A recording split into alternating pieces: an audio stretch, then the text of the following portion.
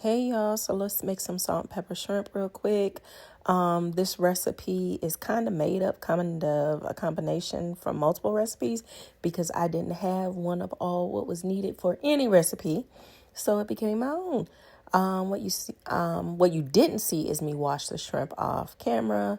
They were already deveined. I took all of my seasonings and combined them: onion powder, garlic powder, salt, pepper, cayenne, and I believe it was some other seasoning. I can't remember. But anyway, I combined them, put them all on the shrimp, and then I took some Argo cornstarch and rubbed that all over the shrimp. And that's what you see going on there. Oh, the other seasoning was chicken bouillon. And here, what I'm doing is shaking the excess cornstarch off of the shrimps to make it easier for me when I fry them. And it was enough room left in the bowl, so I left some of them in there. Here we are. That skillet contained crumbs already because I had fried fish earlier in the day. That is avocado oil. And so, yeah, I fried all of the shrimps in avocado oil. Had my paper plate ready so they can drain. I didn't want to just take them directly from the cast iron skillet into the other skillet because I felt like they would be way too oily then. And so, yeah, that's all I'm doing here.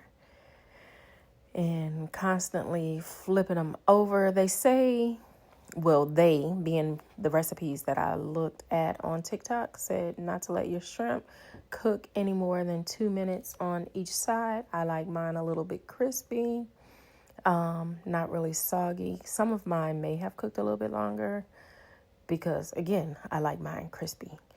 And I'm the same with my wings. I never allow my wings to cook the minimal amount of time. Anyway, I digress. We're talking about shrimp. So here the shrimp are. Of course, I had to fry them in batches because everything would not fit in one skillet. And y'all know how I am about cleaning when I cook. Keep as much of that oil wiped off the stove as possible. And yes, I could have put more shrimp in there, but I did not want my skillet overcrowded. So that was the first batch that I fried. And no need for me to tell you that there were additional batches. So yeah, that's all I'm doing here. Look at me. Taking my time, putting them in there and letting them fry. It was at this point I think I determined I cook more shrimp than I can even possibly eat. So what I did is, I think this was the last batch that I cooked. I put the other ones in the refrigerator, but I made sure to get all of the excess batter off. Not sure how it's going to turn out when I fry them. Maybe tomorrow, but I'll let you know at some point if you could put the battered shrimp in there. I don't know what I was thinking about when I battered that many because my son cannot eat shrimp. So, yeah, I knew I was not going to eat all these. Here I go again, just checking to make sure. I don't know why I'm telling y'all through this entire thing what I'm doing. You can see what I'm doing. But anyway, what did you guys do this weekend or have for dinner or lunch? Anything new or different? Okay.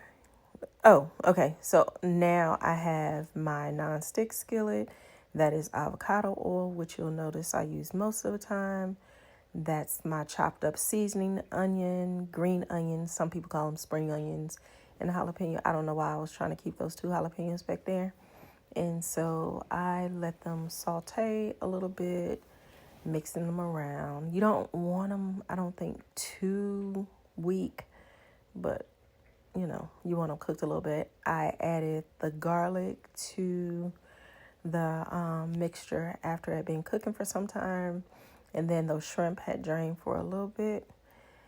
Dumped them all back in the skillet. Mix, mix, mix. And let the flavors incorporate for a little bit. And yeah. And here I go with my bowl, dumped them all in the bowl. And if you notice, there was very little oil up in there. And that's it. That's all. I'm done. Bye.